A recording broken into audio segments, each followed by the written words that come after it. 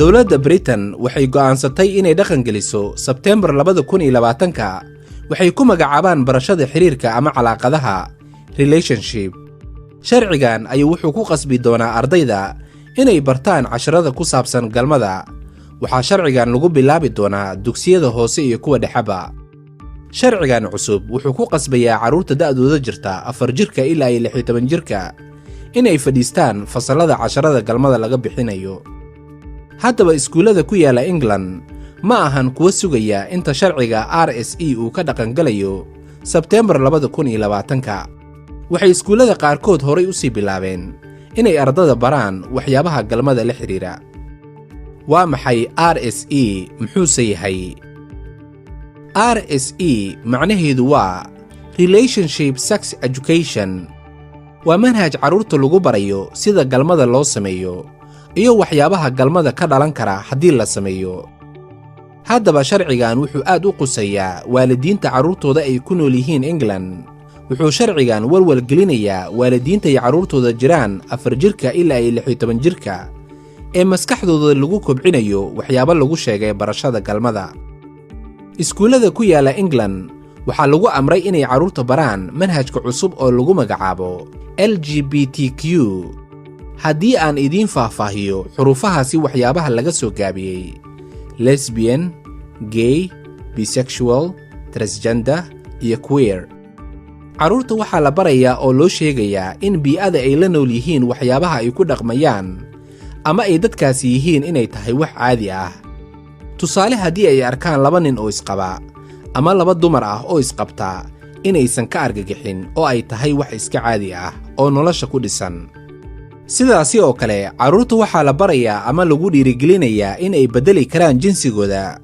Tusaale, carruurta waxaa la weydiinayaa waxyaabo ku saabsan jinsi beddelka qofka, sida haddii uu doonayo inuu jinsigiisa beddelo, haddii uu wiil yahay uu dooran karo inuu gabar noqon karo, haddii ay gabar tahayna ay wiil noqon karto. Sharcigan cusub wuxuu iskuulada ku dhiirigelinayaa inay carruurta xoogga u saaraan casharada ku saabsan xiriirka galmada, halka dowladda ay arrintaas u xil saartay dad ay ku sheegeen khubaro, kuwaas oo diyaarinaya buugaagta looga hadlayo galmada iyo waxyaabaha ay ku magacaabaan LGBTQ. Haddaba mashruucan waxaa hoosta ka riixaya hay-ado ku takhasusay fasahaadka iyo faaxishada, kuwaas oo lagu kala magacaabo Family Planning Association, Stonewall iyo Brook. Hay-adahani waxay iskuulada u soo diri doonaan khubaro ku takhasusay sida carruurta maskaxdooda loogu shubi lahaa casharada lagu magacaabo RSE. Hay-adahani buugaagta ay u diyaariyeen carruurta waxaa ku jira muuqaalo muujinaya galmada iyo cawrada dadka oo dhan, middaas oo aan u wanaagsanayn carruurta guud ahaanba.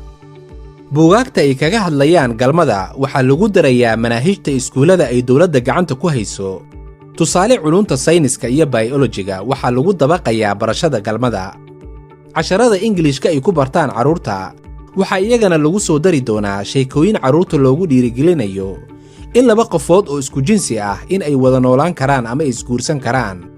Tusaale, 2 nin ama 2 naag haddii ay arkaan dadka sidaasi oo kale ah in aysan la yaabin.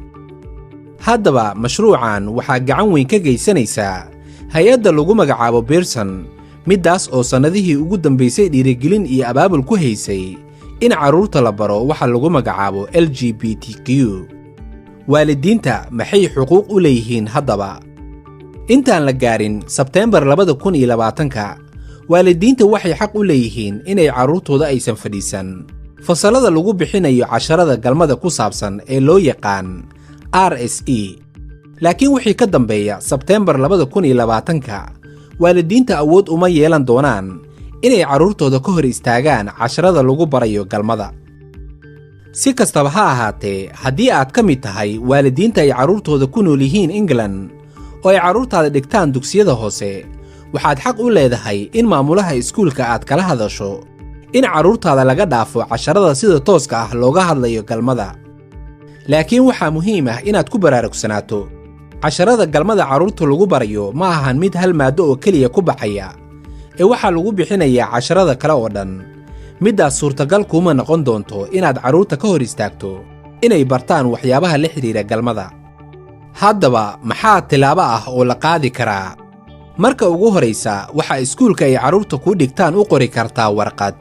warqaddaasi haddii aad u baahan tahay iyada oo diyaarsan waxaad kala soo degi kartaa website-keenna rdbuluxubey.co.uk ama stop.rse.com adiga oo u diraya maamulaha iskuulkaaga, adiga oo ka codsanaya waxa carruurtaada la barayo ee saxda ah iyo waxa maaddo waliba ku baxaya si aad u ogaato.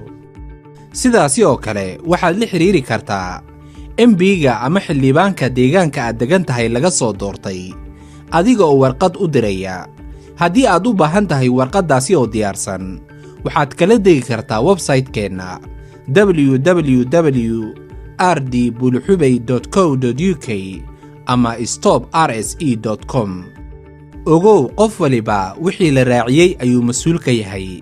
carruurta aad dhashay adiga ayaa mas'uulka ah oo lagu weydiin doonaa waxay ku kacaan.